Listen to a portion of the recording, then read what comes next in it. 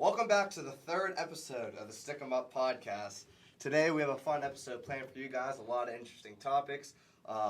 Interesting player of the episode to talk about too. Yep. But before we start anything, I want to give a special shout out to my man Robert. I heard you love the videos so far, and I'm glad you're enjoying them, and we'll keep making them for you. Yep. So with that being said, Luca, you want to introduce our player of the episode? Our player of the pod today is Josh Morrissey, which I never thought I'd be saying. Not that he was bad by any means ever in his career, but right now he's on a tear. So I cannot be him. As of recording this, which is the December 7th, Josh Morrissey currently has 27 points in 24 games. Yeah. And, that's not typical for him. I remember about 3-4 seasons ago when Winnipeg lost Trouba, Bufflin, Sherratt. I'm assuming there's one more, but Josh Morrissey was the lone man left behind, and they gave him like a 7-8 year contract worth like $6.25 million. Regardless, he's producing as a number one defenseman right now, but I still don't think he is. I think he's definitely a top 4 and probably in the middle of a top 2, top 3, I would say. I would say obviously he's not really somebody, when you think, I say this all the time, there's defensemen you build your blue line around. I don't think he's one of them. No. But, he's top 2. He's probably number 2, but on a team like Winnipeg, he's number 1. He's number 1, which I'm not. He plays with grit too. Grit, and he's physical. I remember last season against Toronto, he was pretty active and some shenanigans going on. I'm not saying because he's on Winnipeg, that's like a diss towards him or Winnipeg. They need him. Yeah, because what have we said about Winnipeg's defense? You and I have said the past couple of years, they don't have. I guess ever since Bufflin left, they never had a number 1. They've just had a solid top 4. Yeah, he's only 27 too. So, it's not old by any means. I think when it's all said and done, we might look back at this and say that it was a career year for him. Oh yeah, for sure. But I still think because what has he done in the past year? I know it's last season 37 and 39. But everyone last year had a down year except your name's Kyle Connor. 37 is not even year bad. Before that, 21 and 56. Yeah, 31 and 65. Without a doubt, this is gonna be a career year, and it's still not to say this is probably gonna be the best stat season that he's gonna have, because it probably is. But it's still no diss. Hopefully he can figure out what works this season. Hopefully be consistent 50-point defenseman. He might slow down, and even if he does, even if he's not 3 points over point per game, even if it's not that, he's got the same amount of points as Kale McCarr. Yeah, he's still going to finish with a career high for him, and it's not going to go unrecognized. Yeah, he's good. Anything more you want to say about Josh Morrissey? No. Will he do this again next year? I don't know. I can always see Josh Morrissey, and I thought he had more points in previous years, but I can always see him being a 40-point defenseman. I can always see that. Rate at 40, maybe a few over. But and I think that's probably what he's going to be for the majority of his career. He might have 1 or 2 more seasons like this again. Also depends the cast around him, the coach, all that stuff. Yeah, there's probably only so much longer you're going to have that decor of Brendan Dillon, Nate Schmidt, and Dylan DeMello. You know what I mean? DeMello. I think in the next season, maybe this trade deadline, I think they're definitely going to bolster up that defensive core. Mm-hmm. So hopefully that ends up complementing Morrissey quite well. Yeah. But like I said a couple seconds ago, he has the same amount of points as Kale McCarr, which then leads us to the current state of the Colorado Avalanche. Yeah, it's I feel for them. This is the team ever since they started being competitive now, which is probably 3-4 seasons. Every year they have injuries. Yeah. You know what I mean? But this is crazy. I read it to you today, but I'll say it again. As of right now, their current top 12 of forwards consists of Newhook, Rantanen, who's going to be their first-line center, by the way. Yeah. Charles Hudon, Logan O'Connor, J.T. Comfort, Andrew Cogliano, Dryden Hunt, Jean-Luc Foudy, Martin Kaut, Ben Myers, Sampo Ranta, and Cal Berg. I've heard of all those players except for the last one. Yeah. Obviously, you're not going to have this for 2 weeks, 3 weeks. You're going to have this for a couple games probably with, some of the shorter-term injuries. But isn't their defense fine? Aside from Byron, don't they have everyone? Yeah, they got McCarr, Eric Johnson, Gerard, Taze, and then whatever the bottom pairs I know. But I know they're out with like Manson and Byram. I forgot Manson was. I forgot he was out. But I mean, that's that forward core is interesting. Yeah. So I think, as of right now, they stand. They're like 13-9 and something. They're fourth in the division, but it's the West, so who really cares? But in the league, as of right now, they rank. Oh boy, they rank 19th. Now, I think we said last episode too, like, Colorado's kind of going to form into like the Tampa Bay right now. Like, as long as you get in, they're going to be a threat. So if they can just manage to get by, literally be 500, I think that's perfectly fine. 4 weeks without McKinnon. That's going to hurt. All really season without Landeskog, all season without Helm so far. How long? When does he even come back? Landeskog? Yeah. I have no idea. Probably, I think a couple months, and basically all season without Byron. Byron's only played 10 games. Which is like basically the same thing happened with him last year, where like he got a concussion in the first. Bad. Was it? I don't know if it's a concussion with this, but he had one last year to start, and I was like, is he going to play hockey again? Like actually, like was he going to play for like the rest of his career? And then he came back. I think this one's a lower body injury. I don't know. I haven't been fantasy, so I can check. Well, at least hopefully it's not a concussion like last year, because that was actually like a talk that was going around that like he just might be out for like the entire season, if not longer. Yeah, they're saying lower body. So I don't know, but for Colorado, I think, this is a great opportunity for Newhook to really show what he can do. I know last game he got 2 goals, which is really good. I said it was a breakout year for him. Even though he's had a slow start, I told you that. Drafted him in fantasy. I had to drop him. You did? Yeah. Yeah, I told you like with Kadri gone, like it's gonna be a chance for him to break out, and like so far he hasn't really done it, but like now is quite literally your time. He has no better opportunity than right now to actually do that. I don't know what he has exactly like point wise, but I know it's nothing like insane. Mm-hmm. But he was a top 20 pick. I think he went like 16, 17. Whenever drafted was, I think 9 points in 23 games. Yeah, hopefully he picks that up. I think it was the 19 draft he went. It was 19 or 20. One of those 2 drafts he went, and like where they got him. They got Byram that same draft too. If it was a 19 one, then. I'm getting my. I'm all over the place, but yeah, he whenever he was picked in like the late teens, it was like seen as like a steal, because like this guy, and like I think he played in the BCHL, which is.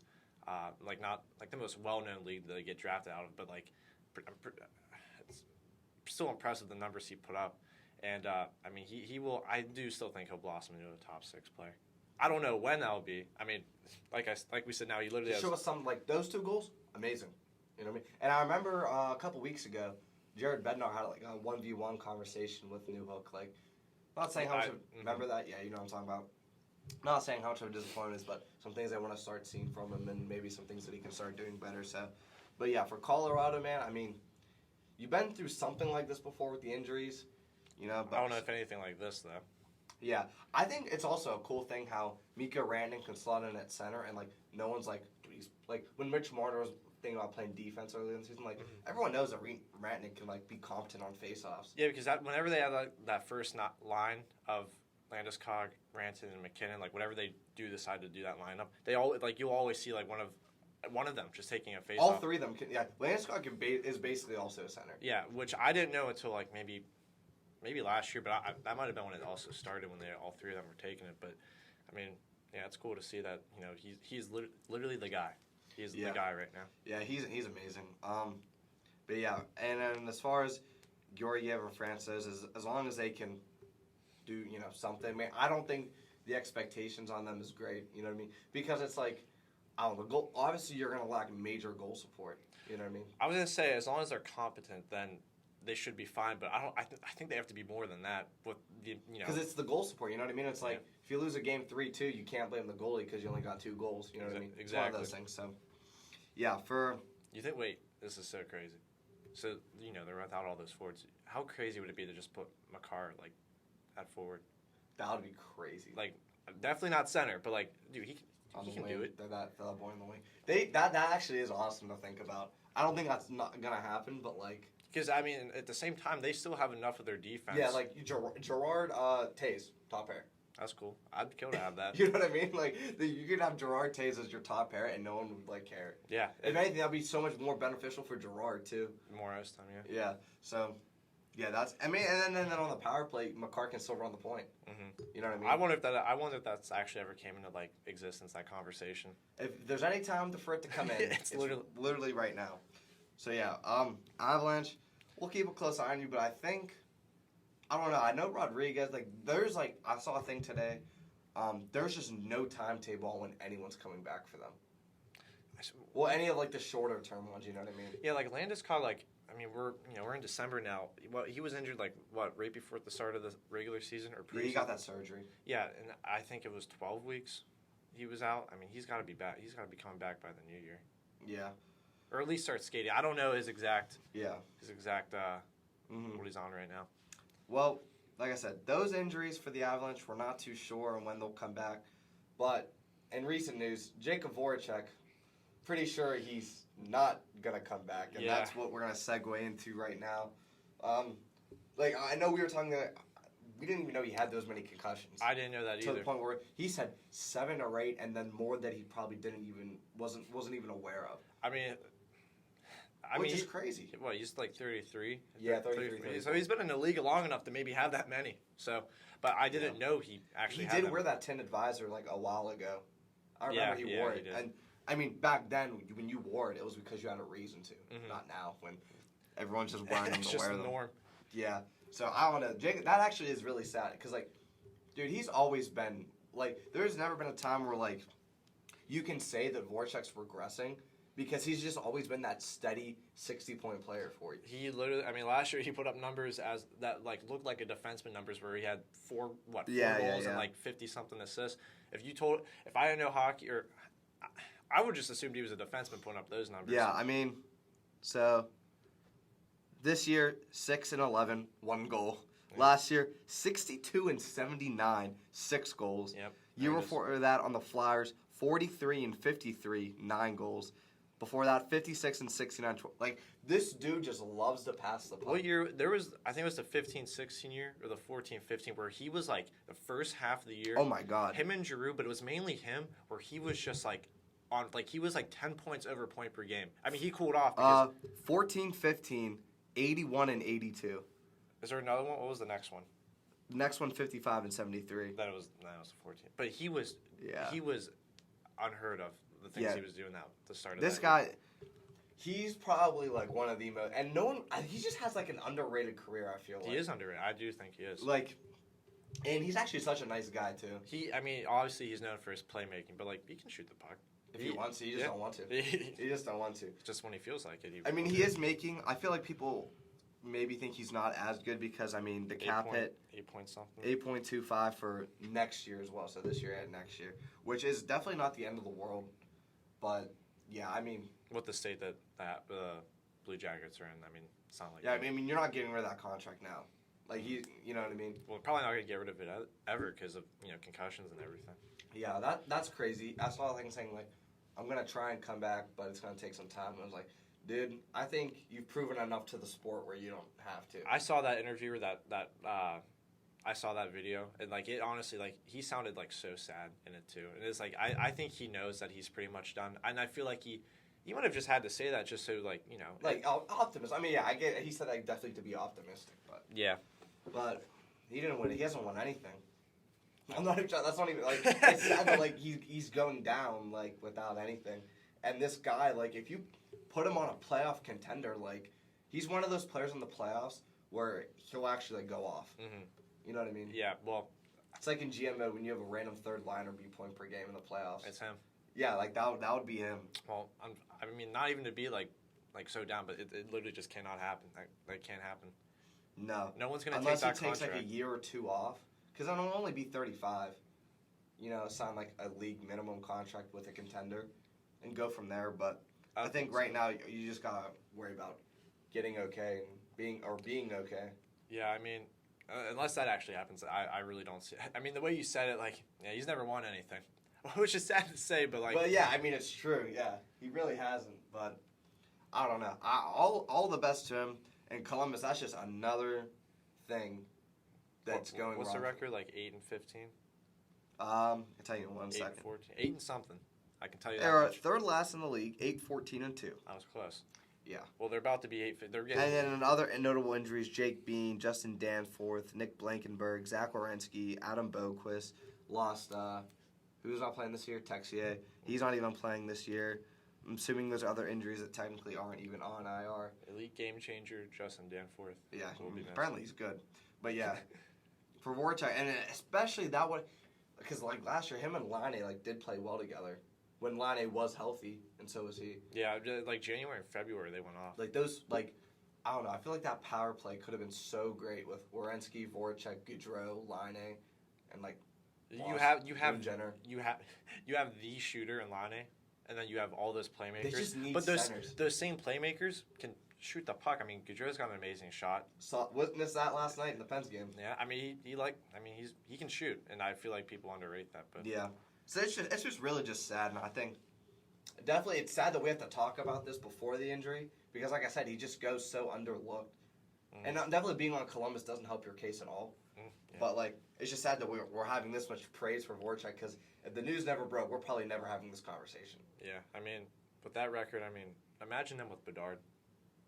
Imagine that young core: Sillinger, Carson Kuhlman, and David Yurchek. I'm forgetting like. Why did you say Carson Kuhlman? He's on that team. Oh, I'm thinking of the dude on Seattle. Oh wait.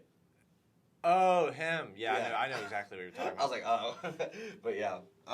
So yeah, that wraps up on that. But I didn't say that was the most random thing ever. I was like, okay, Carson Kuhlman. I didn't know he was a center.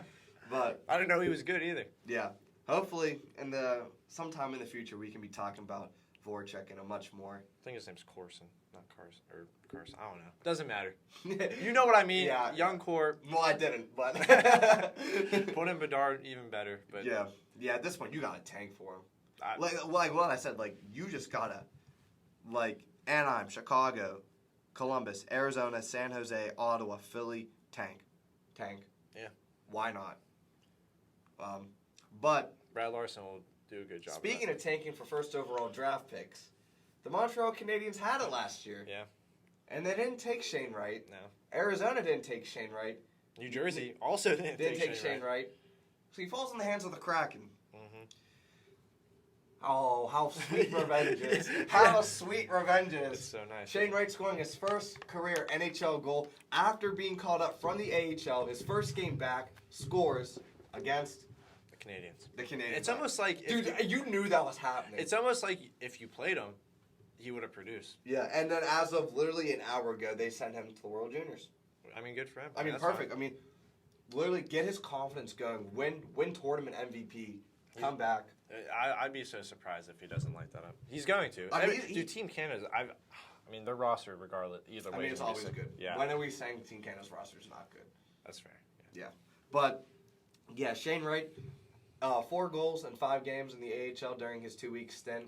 Conditioning stint. I can't even tell you like who he was playing with on the Coachella Valley Firebirds. Like I don't know who his line mates were that were. Jagger Furcus. Yeah, I don't even know if they signed him. He's not. He's in junior somewhere. But I don't know the roster. Luke Heineman. Is he there? I don't know. That's the first dude they ever signed. Somewhere he's probably there. I don't even know if he's a forward. I couldn't tell you. But yeah, I mean Shane Wright, happy for you, man, because. I don't know. Like, I mean, I told you last night, I don't think Shane Wright is first overall worthy. Some special Canadian fan listening right now might have... you mean Slav? Yeah, what'd I say? You said right. Oh. I meant Slavkovsky shouldn't have gone first overall. I know who's listening, and I'm sorry I'm going to upset you for saying that. But he's still a great player. Definitely should have went top 5. I don't know if he should be in the NHL right now. No, I don't think he should be in the NHL at all. I mean, honestly, if they kept both Shane Wright and Slav down in the AHL, I'd be like... Well, you couldn't... Well, yeah. But, I mean, if it was possible, I'd be that's ideal. Yeah. But, yeah. And, I mean, New Jersey, they really didn't need they didn't need Shane Wright. It's a stupid thing, but, like, I mean, seeing how this season's going for Heischer and Hughes, I think it was the right call. And so... But then it was like Arizona taking Logan Cooley, which I saw a thing saying, like, if you think about it, like, for Arizona, because they picked 3rd. It's like, they didn't expect Wright to drop the 3, so why would they scout him as much? I mean, you're still going to scout him and do the interviews, but it's like, they're projecting, Cooley to be there, Nemec to be there. Yeah. So it's like, you are familiar with Cooley the most at that point who's available. You know what I mean? Yeah. And obviously you're not taking Cutter Gauthier. I mean, that's also Fifth, like, I mean, that's not even like a bad pick either. Like, No, it's a great pick, but it's like, but say just hypothetically, like both Cooley and Wright's careers over, and like Wright's obviously the better player. I don't really think you can bash Arizona for it though. I mean, you should because in hindsight you're like, oh my god, it's like saying no, it's not, but like if Bedard dropped, you know what I mean? But you didn't take Bedard because you didn't scout him as much because you didn't think he was going to be available. Yeah. But you know what I mean? It was like they took Cooley because they knew him the most. They thought what the most they were going to get from him were. Yeah. You know what I mean? So for him and Seattle, I mean, it's your second NHL draft. You literally need anything. Yeah, they definitely did not mess up. In my eyes, I don't think they messed up. People are already calling him a bust and stuff like that. I would never call him that. Or even Slav. though I low-key I just call Slav a bust. Yeah, I mean, no, I didn't call him a bust. I just said he shouldn't have been drafted first overall. I don't think I think both of them are going to have like productive NHL careers. I mean, at the same time, they're both different players. I mean, Slavkovsky's going to be that modern power forward. He's going to he's huge. That kid is huge. He's been getting rocked though lately. Yeah, well, I mean, good. I'm not. He's been getting absolutely rocked. He killed Matt Luff, so I love Matt Luff. Yeah, he got suspended for that. But yeah, I mean, basically Shane Wright. I mean, Beniers is going to be great. Having a 1-2 punch of Beniers and Wright, that's crazy. It's like a 1-2 punch of Hughes and Hischier. Yeah, I'm just gonna say that. Malcolm Crosby. No. Draisaitl. Who's the other dude?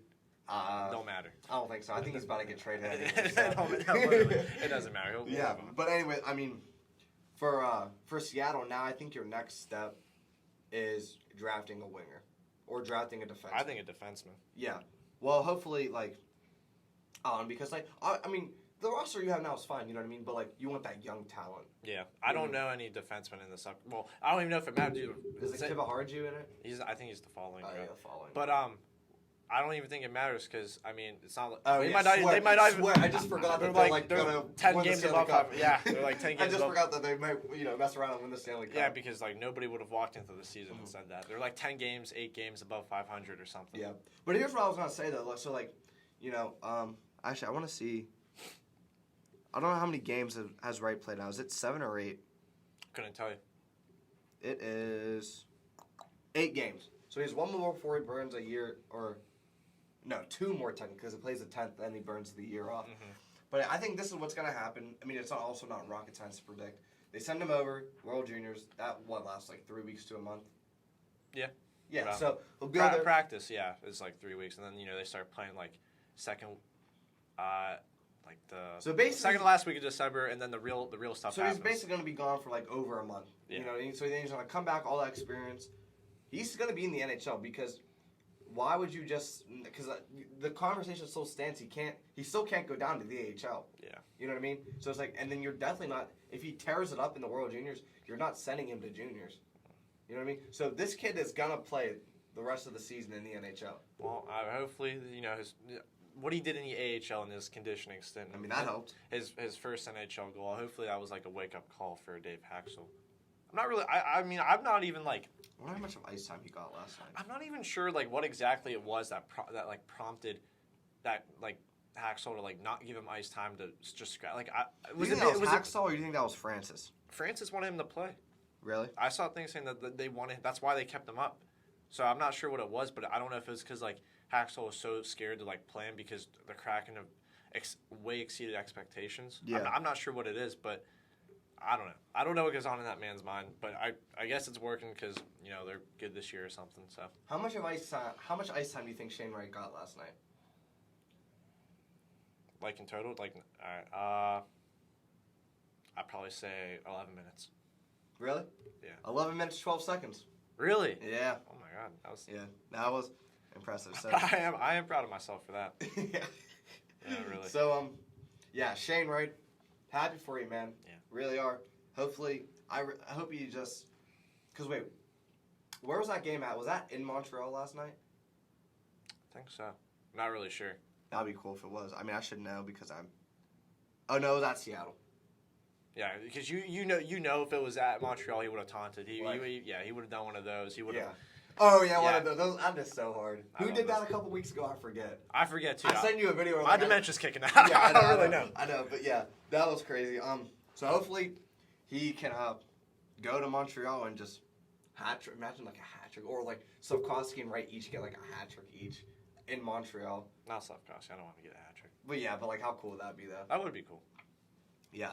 So with that being said, I think some Stanley Cup winning goaltender has been doing some shenanigans the past season, 2 seasons, but past week. Yeah, he's been up to some stuff. He's been a little goofy. Jordan Binnington. His behavior. I don't know. What I don't know. Lead us off. What do you gotta say? I'll start with my thoughts from the very beginning when he won the Stanley Cup and everything. I thought whenever he came in from the halfway point of that season, and I have his stats pulled up too. And they went all the way. I thought he was good. I thought he was like the real deal.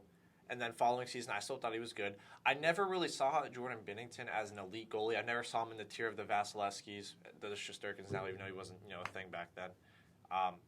But that top elite tier, I just thought he was a really good goalie, just a really good starter.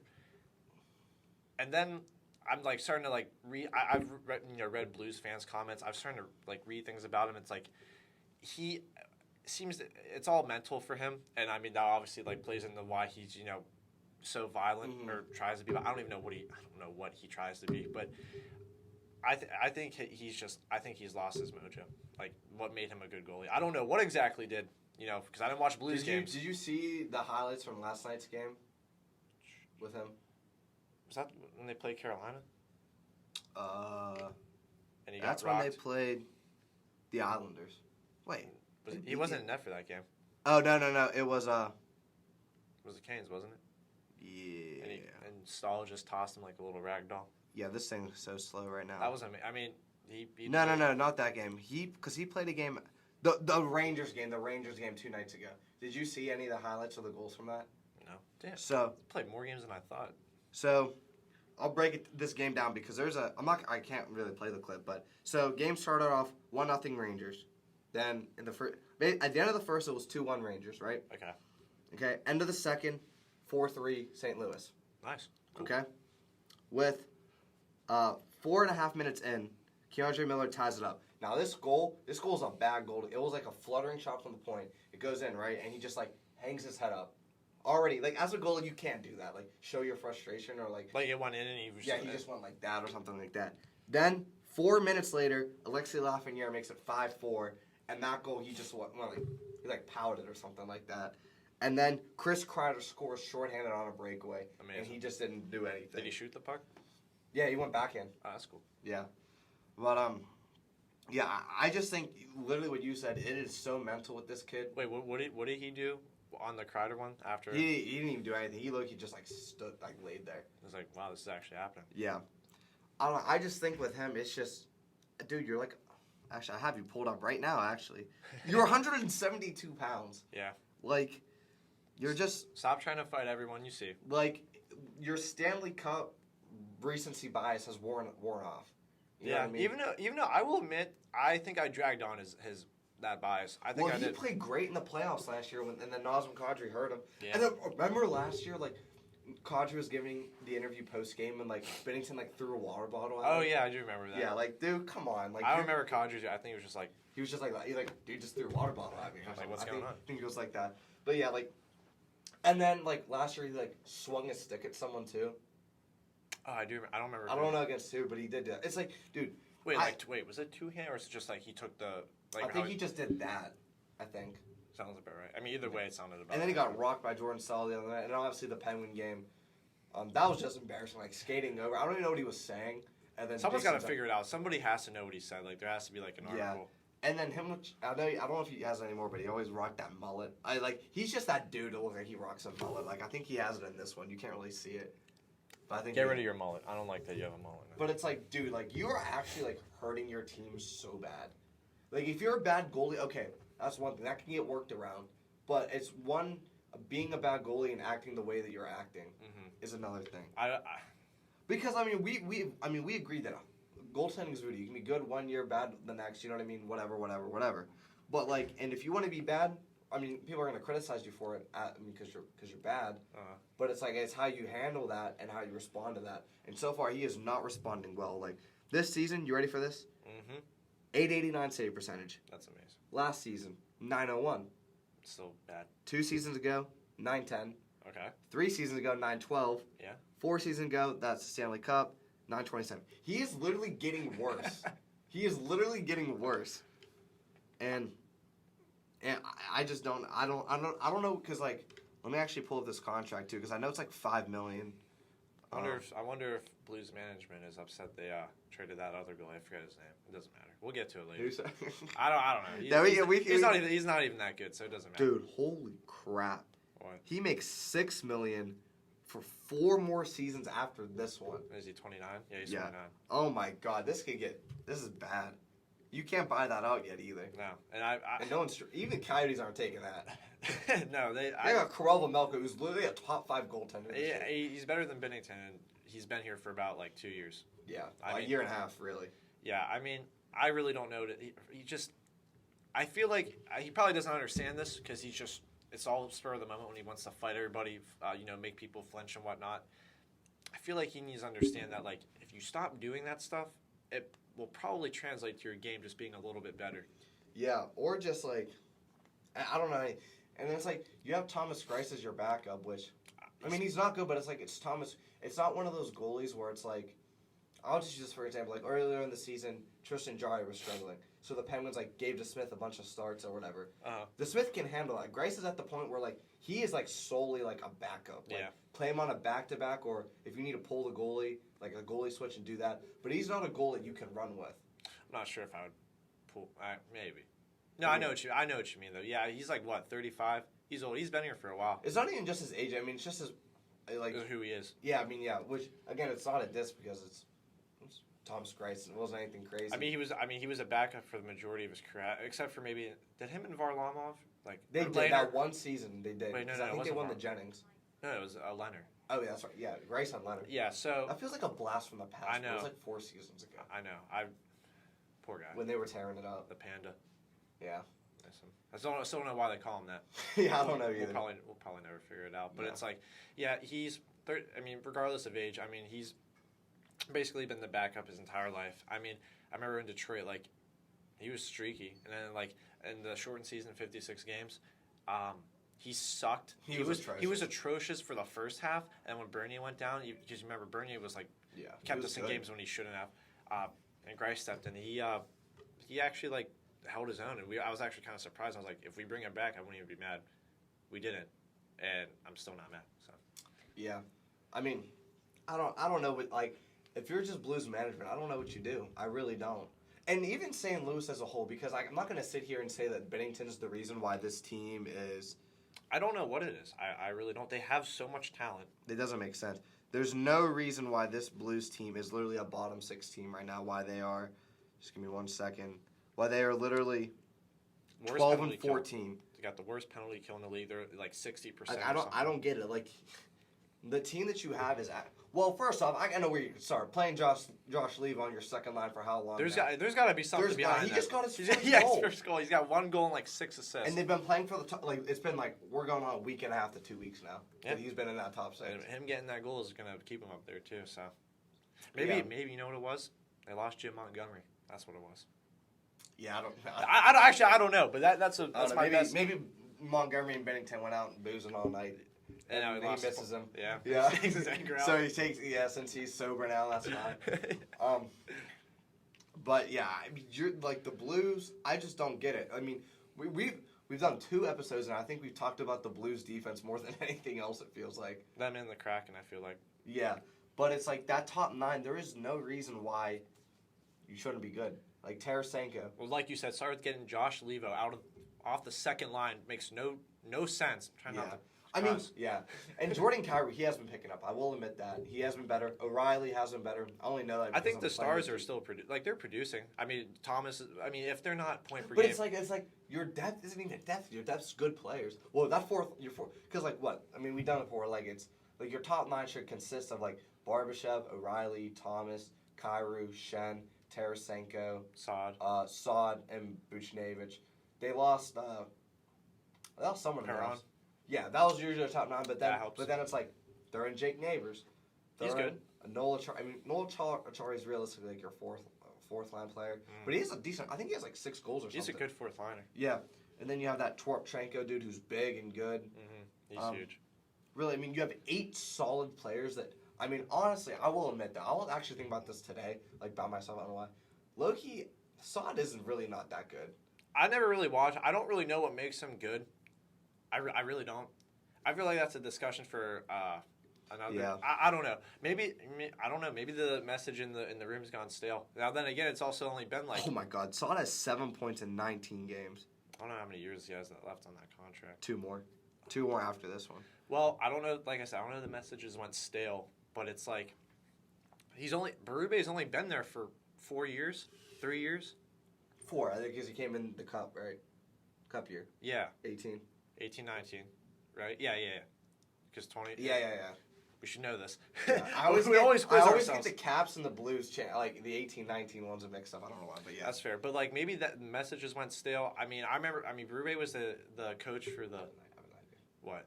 Maybe it's the expiring contracts of Tarasenko and O'Reilly that are like affecting everything. What do you mean? Like Tarasenko, I mean, we also talked about this before. Like, you're only bringing back 1, if not any. Like, one's going, one's at least going. Mm-hmm. So maybe because in like Winnipeg and Vancouver, like the locker rooms like split. Yeah. Maybe it's something like that. I mean, I have no prior information to that, but it's just speculation. I mean, they got to keep O'Reilly. They just made him the captain. Yeah. They literally just made him the captain. That was the beginning of last year, right before the start. And I really doubt that Kyrou and Thomas are like locker room cancers too. I just have a hard time believing that. I mean, they could be. They really could. I mean, they're young. I don't know. They could. I can't sit. I can't sit here and look at an NHL player's face and be like, yeah, he's a cancer. Yeah, I know. Well, yeah, I don't know. Well, if I look at JT Miller, I can probably assume that. And if I look at Blake Wheeler and Mark Scheifele, I can probably assume that. Yeah, no, okay. Except for them, the rest of the. But maybe it's not so biased because that we know, so that we see it in them more. Yeah, that's true. But I feel like with JT Miller, I could assume that no matter what. Well, they're picking it up too. Yeah, they are. But yeah, with the Blues, I just don't have an answer for you. I mean, obviously, yes, Bennington, but sucks. Yeah. He's not the only reason you guys suck. He's not. I don't know. I really don't know what it is. Like I said, Berube was. I think signing Leddy for 4 years was also a mistake. Yeah, no doubt, because he's 31, 32. Sucks. 31, yeah. Sucks defensively. I don't even know what he's. Gonna be 32 before the regular season's over. I don't know, because when Berube was a coach in Philly, because that was his last NHL coaching gig before he coached the Blues. I forget where he was in between. I think he was just in the AHL. I could be wrong, but they were like the same way. Like 1 year the Flyers were good, then they weren't, and I think he was only there for like 3 years, or maybe 2. I don't know. Yeah. But maybe it's the message that's gone stale. And I don't even know what the Blues were ever actually like. What made them so good? Like the Penguins, Sullivan, play with swagger. They're a fast team, right? Well, I don't know what it is. What Berube, like, what's his like? What does he get the team to do so good? I don't know, because I mean, last postseason the problem was they had no defenseman. Remember? And they still did all right. Yeah, I don't know. I think you gotta have a shakeup, but it's like, I don't know. Maybe if you're sucking like they are, tank for Bernard. That's all. Trade Tarasenko, trade O'Reilly. You're gonna get a king's ransom for both. Well, king's ransom for O'Reilly for sure, but you're gonna get something for Tarasenko too. Yeah. Trade them, and literally just give Kyrou, give Thomas, give Buchnevich more ice time with their spots out. But here's the thing: they're also the same team. They could go on. They went on already a 7-game winning streak or whatever. After they went 3-0, lost 6-7 straight. But we're getting to the point now where it's like, dude, they're 12-14 now. Like, it's time to pick it up. You know what I mean? It's time to pick it up. We always talk about the Thanksgiving thing. It's like now it's Christmas time. Yeah. You know what I mean? So there is definitely no room to play around in that regard. So we'll keep a close eye on what's going on there. See if any news breaks on what's been happening in the locker room and what kind of message is being sending. And we also haven't had a coach fired yet this season, which I think is impressive. No, it is. If I were to take my guess, I thought it was gonna be Brad Larson, but I think I was gonna say that. I think they just embodied the tank at this point. Keep him for that reason. Dallas Eakins too. I swear I said to you that he was gonna be one of those coaches that grows with the team. I don't think so. But they have these injuries though, man. You know what I mean? Yeah, but I don't even apparently. I don't think Jackets fans really liked him to begin with. Like even last year when they were just kind of like, they were just like literally 500. They were good last year though. I mean, I thought they were decent. For what I guess for what they had. They had a good start. Yeah, no, they did. And then when Line went off in January, like that definitely helped. I don't know. Yeah, all that stuff is definitely strange, and the head coaches are definitely paying their rent wherever they live still. So yeah, we'll see what happens with that. But you know what coach really actually before we move on, you know what coach really just confuses me? Oh, I feel like I want to guess. But no, I don't think you are because they suck. Like they suck. Is it the Arizona coach? Yeah. Oh my God! I don't even it? know his name. So it's like Andre Tajani. I don't even know. I don't know where he came from. I couldn't tell you. I don't think he's a bad. I no. That was the coach. I think I said he grows with the team because they're quite literally isn't really Andre Tajani. Something like that. I don't know where he came from. It's funny I guessed it, but I still don't know his name. It's something like that. But it's no, I mean, dude, that's a good coach. I think so. Honest. No, honestly, I'm being so honest. he's getting like. What's the record? Is it still like 2 games below 500? They've also I looked today too. They played the least amount of games out of the whole NHL. So keep that in mind when I say this. They're 7-12-4. Okay, well, only a minus 20 goal differential. That's actually amazing because at one point they're only like 2 games below 500. I think it was right out. I don't know when it was, but I was like, that's you impressive. know why, man? Because he gets his boys ready for every game. Because what's the message they've been sending around? If you don't bring your game against Arizona, you're gonna lose. Yeah. And what does that mean? That means that he gets his boys ready for every game. I want him as my coach. I mean, yeah. I don't know where. I wouldn't say that. But the fact that he get like with the roster he has, like that's impressive. That really is. No, it is for sure. So now, we've been promoting that we're a Red Wing and Penguin, primarily podcast. So how about we actually sit down and finally talk about our 2 favorite teams instead of the last 2 episodes literally just being about almost anything but them. Yeah, I'm tired of being nice. So who do you want to start with? Let's start with boys or my boys? Let's start with your boys. Definitely. All right, yeah.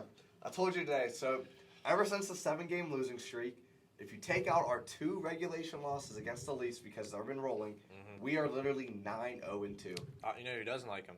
The hockey guy. Keeping him at what, 15? Yeah, I know, 15th He or does something. not like him. Yeah, right next to... we're like rolling together with the works for me. I mean, if my team stays right next to your team for the entire time, I'm happy. Sidney Crosby on a 47-goal pace for this season. That's elite. 113 points is on pace for as well. Just absolutely ridiculous. And keep in mind too, he only has like 4 or 5 power play points. Chris Letang's skating again. Yeah, he is skating. But like, if this power play was only like just mediocre at best, Crosby could very easily like lead the league in points. What's their power play like rank? I always hear you yelling about it, like how bad they are, and I'm like, and I believe you because like I've watched some Pens games with you. Give me 1 second and I can tell you. But it's like they kept the same personnel. Todd Reardon's still there. He does the power. Yeah, he does the power play. I know he does because Mike Vellucci does the defense. Yeah. And there's always in the offseason there was so many like could he go to Philly? Could he go to this team? Power play's 26, Luka. Like that, I don't get it. Our penalty kill 7th though. You guys had a really good. Dude, I remember at one point the Pens penalty kill last year. You know why? Why? We got Beluga back. That's true. Remember, and you got Mike Vellucci. Sure. love the guy. I mean, like, at one point last year, your penalty kill for like a solid, maybe a month was like 90-something%. It was first in the league, so it was. For like the first like 2-3 months, we were insane. I was like, it died down a little bit. Obviously, it was, but yeah, I mean, it's going to happen for everyone. Yeah, but yeah, I mean, I'm happy with how the Penguins have been playing lately. But I will say this though, I am disappointed in Jake Guentzel's play so far this season. Only because I mean he's a goal scorer, right? Everyone knows him as a goal scorer. He's putting up points. He's over point per game. No complaint in that. But if you look at his goal totals, and then I don't remember from the top of my head, I think it's like 10 or 11. This year? Yeah. He has like 10 or 11, I think. But literally like 4 or 5, maybe even 6, 4 to 6 are empty net goals. And personally, for me, from him, I need to start seeing some even strength goals. Hang out with Hronik in the offseason.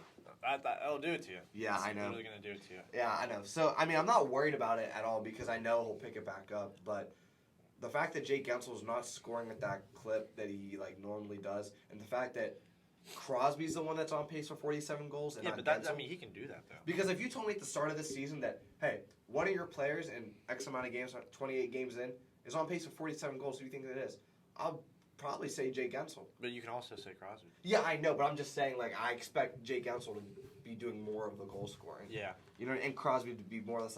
I mean, I'm not going to complain at all. I'm just saying I wish I want to see a little more from Gensel. I mean, correct me if I'm wrong.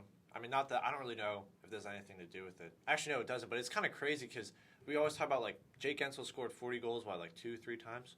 It's like he's not known for his shot, and you even said this to me. He just is in the right spot. He just knows where to be. Has a knack for goals. Yeah, I mean, not saying he doesn't have a shot. Like you shouldn't be scared of. Like yeah, if he was in the slot, like. Or if he was breaking down the wing, it was a one-on-one with my defenseman. He's so good on breakaways too. I would be like, yeah, you can't let him shoot. He takes so many penalties too, especially in the offensive zone. Really? Yes, bro. He like takes what? Like what kind of penalties? Well, I mean, last night he took a high sticking one. He's always taking like high sticking or stick infractions. Which I don't know. I mean, I don't know. It's just annoying because that's like the last place you want to take a penalty. You're first off your first line out there, and you're taking one in the offensive zone. You know what I mean? Again, it's just who the player is. You know, snipers and goal scorers tend to take more penalties. It's just literally like a common thing. It seems like that they take more penalties, but without it's actually like so frustrating that how many penalties I see him take, especially ones that take place in the offensive zone. But Joseph's playing well too. Oh, he's playing so well, and I wish we would put him on the top pair just to see it. But like, well, it's probably best that he doesn't. You know, he's young. Yeah, I know, but like if you needed to, you definitely could. Is he on the second or third? I mean, if he's on the third, I think he's on the third. If he's on the third, he can always try the second. I mean, you can't really just throw him up there. But it probably will happen at some point. I mean, stuff will happen. Injuries, cold streaks. I'm glad that. Well, it's like, Ty Smith's in the AHL because of Joseph's situation, and literally, if Joseph didn't require waivers, then Joseph would be the one in the NHL all season, and Smith would be the one on the team. But at the same time, however, I am glad that Joseph's getting this chance because he's playing at a place where, like, I can't send this guy down now. Yeah. You know what I mean? Or, like, I can't take him out of the lineup. It's kind of like, I mean, it's kind of like Berggren, too. Like, when all you guys go, it's like, dude, I can't take this guy out of the lineup, though. That's the thing. Mm-hmm. You know what I mean? Yeah. What did he has, like, 8 assists? Joseph? Yeah, yes. He doesn't have a goal, but he has like 7 or 8 assists. And his breakouts are so good. He's really good in transition. He has been off for a decent amount of goals, but he's young, so Saban and Paris said he's out there with like the third and fourth line too, in most scenarios. Who's he with, Ruda or Dumoulin or? Ruda and Ruedel, usually. That's fair. But it's like still, I mean, he's young, so you're not going to expect him to be completely shut down. But I'm definitely so happy with the way that Joseph's been playing. And another player I want to touch on too, Captain. How well he has been playing. Yeah, like I mean, literally, that is a player that solely rides on confidence and streakiness. Like all 4 of his goals he scored recently, right in the paint. He ate his Wheaties that morning. Well, I guess both those mornings that he scored. I mean, I'm just finally glad that he took the wake-up call because last season when we sent him as a healthy scratch or put him on the 4th line, he didn't have a reaction to it. We put him in for Heinen, who's also been slumping, put him in, and that he comes out like that. Again, making you not be able to get taken out of the lineup. I didn't think Heinen was doing bad. I was looking at his point. He has like, 9 and 20 or something? They all came in like the first week of the season. Then. Yeah, sure. I mean, I never thought he was doing bad. But then again, it's like, we can only watch however many Penguin games. So. Yeah. But, I mean. Luger comes back. PK looks great. Yeah. Top 10 in the league. I mean, everyone knew that. Everyone's like, we just need Luger. I was like, yeah, but how great is it? I mean, it's going to be great, but I didn't expect it to be like this. You know what I mean? What was it before he was there? Dude, it was horrendous. They were scoring every time, basically. And one thing, last year, I forget what coach said it when we played them one time last year. But he was basically like, this is the least penalized team. Like, why do you think they're not getting called for penalties or something like that? Some coach said that about the Penguins last year because we generally were one of the least penalized teams. I don't know the actual stat, but, dude, it looks like we take so many penalties this season. Really? So many. Like, we took 5 last night. I wonder who said We took that. 4 the game before. Dude, if you...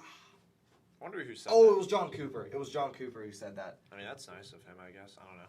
Yeah, well, because he was complaining about the officiating. Was it that game like, in Tampa? Surprise you? Oh, I know exactly the game. It was that 5-1 or something game in Tampa. I know exactly. It wasn't the first game of the season. No, I know. Okay, it was the one in Tampa. It was later in the season. Where, like, the Pens totally dominated that game. From, like, start to finish. Yeah, and he was like, it was the least penalized team. What do you expect or something like that? Yeah.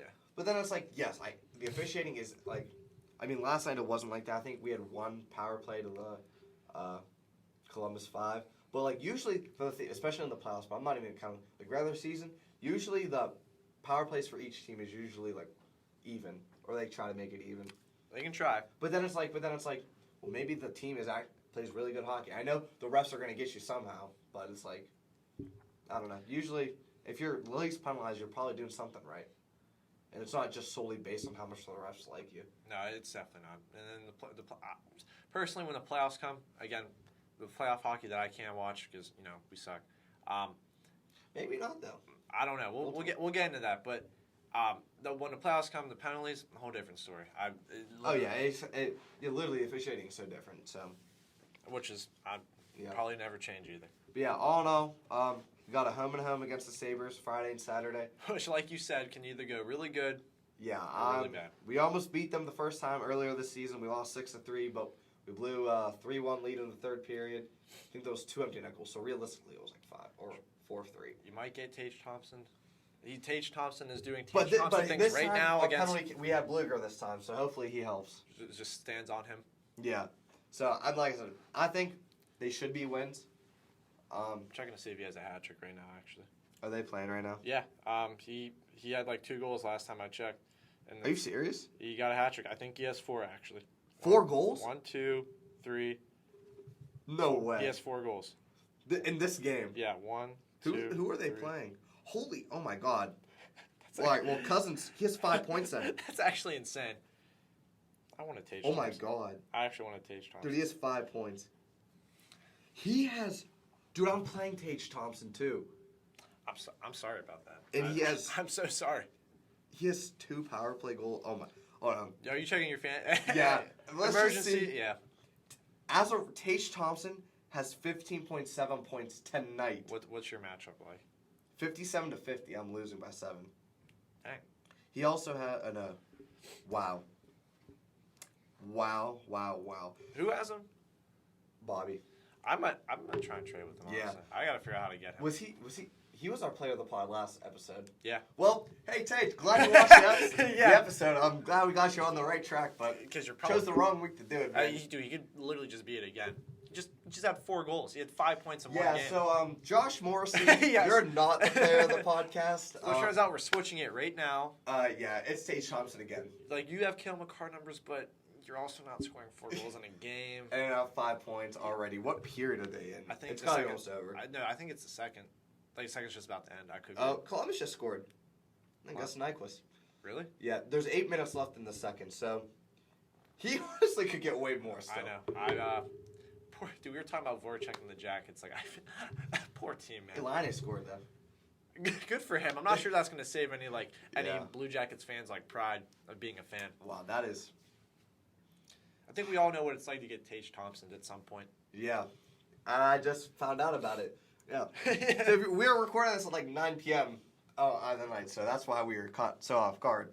Yeah. But all right, we'll spend some time on the Red Wings finally. We got Tage Thompson distracted. Yeah, that's fair. Yeah, he don't do it again, Tage. Just please. Yeah. At least against my raw team. reaction of Tage Thompson's night against the Blue Jackets. Scoring 4 goals. Man, it's not even done. It's not even done with. All right. So the Red Wings, big win against the Lightning last night. Yeah, we got caved in the third. But other than that, like I didn't watch the game. I wasn't able to. But tied for third in the division though. Dude, I mean, literally, there's so many things you can say about this team, about like injuries, about goal. There's so much you can address. All right, I'll be honest though. I think I'll let you. Why don't you talk about what you want to address? Because there's so many I think you are like really hard on the Red Wings for like no reason sometimes. I mean, it's good to be a critical fan, but I think you're pointing out which is fair. It's hard. It's hard not to be of recency. Yeah, it's hard to not. So I do understand that aspect, but I think Kubelik's great. I mean, yeah, Seider and Raymond. I mean, they're not slumping, but they're not doing Seider and Raymond things. They're bordering on slumping. Yeah, at the first they were both scaring me. Husso's great. Kubelik's great. Perron's great. Larkin's amazing. But it's just like, okay, imagine how much better this team could be if you had Vrana the whole season. You have Bertuzzi the whole season. You know what I mean? Might be missing. No, that's it. If Zadina was healthy and could do something. Yeah, if he could do something. Even when he's healthy, it's just if he could do something. I think this like I'll be honest. Like usually, I think it's funny when the Red Wings are bad because I like to see your reaction. Yeah. But I will be honest. So like, I do think this team can make the playoffs. However, it's still that defense that I don't think can take you anywhere. But then again, they need to, that top pair of Sherratt and Sider. They have to break it up. They literally have to. Is it not working? Dude, no. Sherratt's like a. I don't know if you can check, but like Sherratt and Sider. Sherratt might be worse. I don't know who's plus minus is better, but one of them, they're both like they got to be both like -10 or something. It does not work. That pair does not work. Sherratt's a -12. I'm not saying it's Sherratt's like it's he's so bad he sucks and whatnot, but it's just like the way they Sider's a -13. The way they both play, is it two shields?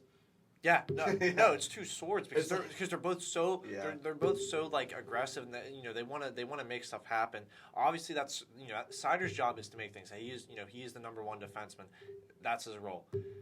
You need to. I don't know who you can put Mott up there, but that second pairing is doing so well. I'm saying I want to see what Wallman's like up there because I mean, he's not necessarily aggressive, but he can move the puck. And he's a pretty decent skater. He skates in like slow motion, but for some reason he can move. They gotta switch up that pairing because they play so similar that it just you can't have two on the same thing on a pairing. Yeah, but then it's like okay, so say like Detroit's comfortably and got third or at least the wild card come the trade deadline. Do you think that's a position that Yzerman's willing to upgrade, or do you think he's going to save his assets? I think he's going to save. I mean, again, and then there's the whole conversation about Bertuzzi, moving him. I think he's gone. Imagine a Bertuzzi to Pittsburgh trade. I don't even know how I'd feel. I don't know if I could feel anything, really. I mean, because obviously the Penguins are going to add, but I don't know because of the cap space. But I don't know. That's just a wild thought that's running through my head. But I don't even know if he's going to move him because it's like he hasn't played enough games. I don't even know what he did now. I think he injured the same hand. But like, okay, he's entering UFA, so he wants to get paid or at least wants to do something. There's no way that you're just going to sign a 1 year with him. But it's like he can't even ask for money. Like so he's had 130 goal season, which came last year. That was good. He had a great year last year. If he keeps getting injured and he's finishes the year with like just mediocre numbers, what can he ask? He can't ask for what he would have gotten if he was going to. Yeah, but a thing too is like Detroit and Bertuzzi have had rough contract negotiations in the past, so yeah. Why would he even want to re-sign with Detroit? And if you're going to lose that player for nothing, if you know that, trade him for literally anything. I mean, there's also other things that go into it. It's like it's the same thing with Larkin. It's like see the rebuild through. Obviously we're seeing the light at the end of the tunnel. We're getting out of this stage, so it's like Yzerman's got to convince him like, hey, do you want to be a part of this? And if he says yes, great. We got to find money in term that they can both agree on. And if not, okay, then we'll move you or you'll just go. And I mean, like, obviously we want moving him would be ideal. Like you said, you get something rather than nothing. But right now he's on the spot to ask for the money he thinks he would have gotten if he expired in this past summer. Yeah. Which helps us. But so then who do you, aside from... Oh, and Fabry, dude. I totally forgot about him. He's injured. I don't know. Yeah. Right now, when you guys are healthy, there's just way too many forwards. Which is, I mean, good to have, I guess. I mean, right now, our fourth line... But then, sadly, you have to send, like, Berggren and big dude. Soderblom. Big dude. Tall man. Yeah. Lanky. I don't know.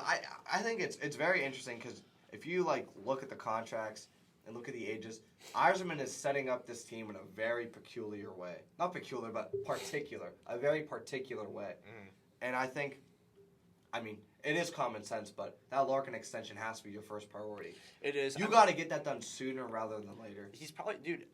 I've been reading things. He might do the same thing he did with Stamkos. Remember, he let him go to like the last minute.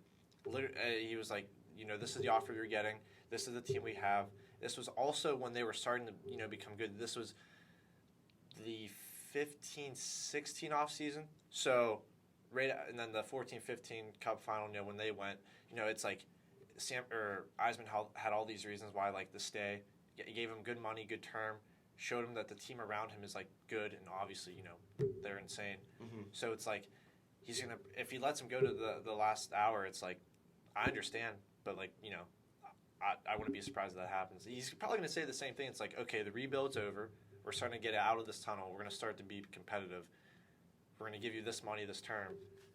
Do you want to stay? Yeah. You're the captain of this team. You're hometown. You're the hometown hero. I mean, when you put it that way, then I definitely there's definitely no disagreements. But like He probably just wants to get the bag. That's literally it. Yeah, but the thing is too, it's like, especially like, because dude, in the NHL, it takes so long for you to actually choose where you want to play in. You know, to get to UFA, and you know you play your entire 8 seasons. It basically takes you 18 to 26. Yeah. It takes you that long to finally be able to choose where you can play in. And I'm not saying Larkin's unhappy. I'm just saying, but then you finally get so close though, and you're like, hold on, I just kind of want to see though, you know, and actually go to free agency. Probably would. You know what I mean? What I'm trying to get at though? Yeah. It's like, all right, well, I'm already this far. Why not? That's probably what he's gonna. That's definitely what Stamkos tried. Yeah, and I mean, we'll just see what happens with that. I mean, I wouldn't worry as a Red Wings if I was a Red Wings fan. You're definitely not. I feel like you're not trading him at the deadline. Yeah, I remember I forget who said that at the very beginning of the season. Look out for this. That what you just said, him getting moved at the deadline. That irked me. That really did. Unless they're having negotiations around that time and it just exploded badly, then obviously I can see that. But I don't think that's happening. You can get so much for him too, but for Detroit, that's a step back. Yeah, no, there's really no. Obviously, I mean, there's no point in that. I know he's going to be a Red Wing. I don't know the price. I don't know. I mean, it's going to be 8 years. I don't know the price, and I don't know when it's going to be. I'm not scared he's going to, not be a Red Wing next year for the rest of his life. It's just a matter of when. And he's having a good year. He's got 25 and some points and however. Doing good for me in fantasy. That's all I know. That's all that matters for you, I guess. Yeah, but I think with Yzerman, just trusting the Yzer plan, baby. No, actually. Just trusting those signings. Mata, great signing. Kubalik, great signing. Husso, great signing. Perron, great signing. Then you have Sherrod. Just throw that to the side. He's not bad. He really isn't bad. And I promise you, if you watch him play, yeah. He does. I mean, yeah. Everybody would love it. All Red Wings fans would love him to be cheaper, maybe even a year less. But he does exactly what we want him to do, and it's just be tough to play against. It's just. He just shouldn't be with Seider. Yeah, no, I get that for sure. And at some point, it's probably going to get changed. I'm hoping it's sooner to help, because that'll probably help Seider. Yeah. Well, with all that being said, I mean, hopefully you guys finally enjoyed some Red Wing and Penguin talk. We've been meaning to talk about it, but we're just so excited to give our takes on. Don't want to seem greedy. Don't want to make it all about ourselves. Yeah, and we're just so excited to talk everything else about the NHL because that's kind of the stuff we're following. So. But yeah, TAGE Thompson, you're the player of the episode. We lied. Actually, I really don't want you to. You're killing me in fantasy right now. We could split it in half and make it more, 50% Morrissey. Josh Norrisy and TAGE TNT Johnson. All right. Well, I'm gonna go check and see if you have another goal by chance. Yeah, let's see. Buffalo did score another goal. 6-3? 7-2. Oh, I don't know why. I automatically thought Columbus. It was him. I can't even make this up. He has was 5. it power play? No. He has 5 goals. Did Tuck at least get an assist on it? Yeah. Okay. Oh my gosh. That's actually insane. Look. Yeah, I just got a tweet from Chris Johnson. I'm sorry, Josh Morrissey. You're done. You're over. Your stint lasted about an hour. Yeah, you're officially done, but I'm sorry. Yeah, I don't know. What should we title this episode? I don't know. TAGE Thompson ruins everything, I guess. TAGE Thompson crashes the pod. He's here. He's with us. I don't know. We'll figure out the title of the episode. Hopefully you don't hate it, but yeah, we're not doing a thumbnail this time either. For reasons we're not going to say why. You might see one again. Definitely not for this one. Definitely, you're not getting a thumbnail for this one. But wow, he's oh my goodness. If he gets a 6, I don't even know what to say. He probably will. He's on pace for it. He's on pace for 8. So. I wonder if that counts as another hat trick for fantasy. What? Because 3 and 3. Yeah, if it's 2 plus 3s. I don't know, but you're just. I'll find out, probably. Yeah, you're gonna be the one to know if anything. Actually, before we sign it off, let's see. Let's see how many points he's at now. 18. He's at 18 points. Wow. I feel bad for Josh Morrissey because what's his player rank? He's ranked 2nd. Dude, we started this off talking how all about Josh Morrissey, obviously because he was player of the pod and what he is and all this, and now it's just dude, he has 5 goals in this game. He's probably gonna get another one because the Jackets. Yeah, suck. he has 6 points as well. I mean, screw that. It says no one really cares. no, he's 5 goals, and it's the Blue Jackets, their defense, which is like half dead, if not all dead. So. All right. Well, we did talk about the Red Wings and Penguins. We hope you enjoyed that, but that definitely got overshadowed by TAGE Thompson literally crashing it in the middle of the segment and crashing it as we wrapped up. So. A single NHL player, a single dude on the Sabres just ruined like our teams, like what we wanted to discuss about. And my fantasy team too. Oh, yeah, that's true. There we go with that. But yeah, so now we're gonna wrap it up. Again, let us know how you guys are liking these. Again, we're still experimenting with a bunch of different stuff, trying to get everything all figured out for you guys. But again, leave a comment. We don't. It's not like we get a lot, but we are reading everything, and we're gonna try and follow the Stick 'em Up Instagram. It's stickemup.podcast. We're definitely gonna try and up the game up there with that. I think we want to start uploading like clips of like certain segments that we're talking about as well. Things we'll learn. We'll learn these things. So I think we'll get one more episode out before we go on Christmas break here, and then we'll just play it by ear after that and see what's going on with it. So. Hope you guys enjoyed. Luke, anything else? No, I mean, TAGE Thompson, I guess. That's really all I can say. That's the send-off. Yeah, TAGE Thompson. TNT. Yeah, we'll see you. See ya.